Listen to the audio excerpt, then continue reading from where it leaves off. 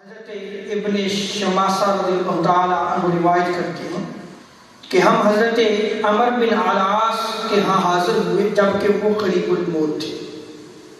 تو راوی بیان کرتے ہیں کہ وہ کافی دیر تک روتے رہے اور رونے کا سبب یہ تھا کہ وہ تاجدار کائنات صلی اللہ تعالیٰ علیہ وسلم کی صحبت کو یاد کرتے تھے اور اس وقت کو یاد کرتے تھے جب انہوں نے تاجدار کائنات صلی اللہ تعالیٰ علیہ وسلم کے دست اقدس پر اسلام قبول کیا. تو حضرت عمر بن العاص رضی اللہ تعالیٰ عنہ کہنے لگے جب اللہ تعالیٰ نے دین اسلام میرے دل میں ڈال دیا تو میں بارگاہ مصطفیٰ صلی اللہ علیہ وسلم میں حاضر ہوا اور عرض کیا یا رسول اللہ اپنا دست مبارک بڑھائیے تاکہ میں آپ کی بیعت کروں. جب عرض کی کہ یا رسول اللہ میں بیعت کرنا چاہتا ہوں اور ساتھ یہ بھی کہا کہ یا رسول اللہ میری ایک شرط بھی ہے.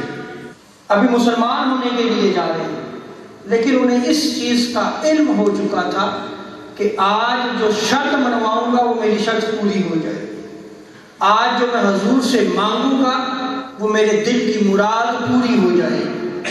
جب عرض کی یا رسول اللہ میری شرط ہے تو تاجدار کائنات صلی اللہ علیہ وسلم نے فرمایا کون سی شرط ہے؟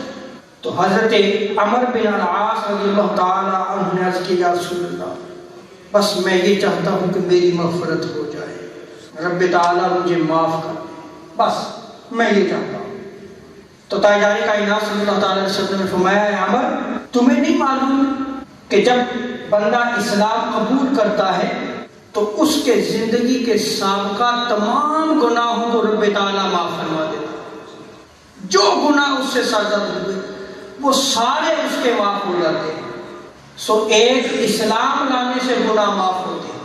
جو کافر تھا اسلام قبول کیا تو اس کی زندگی کے سارے گناہ معاف ہو جاتے ہیں. اور دوسرا جس سے گناہ معاف ہوتے ہیں حضور نے ارشاد فرمایا اگر بندہ ہجرت کرتا ہے تو اس ہجرت پہ بھی رب تعالیٰ اس کی زندگی کے گزشتہ گناہوں کو معاف فرما دیتا ہے. اور اسی طرح جب بندہ حج کرتا ہے اور اس کا حج مقبول ہو تو رب تعالیٰ اس کی زندگی کے بھی سارے گناہوں کو معاف فرما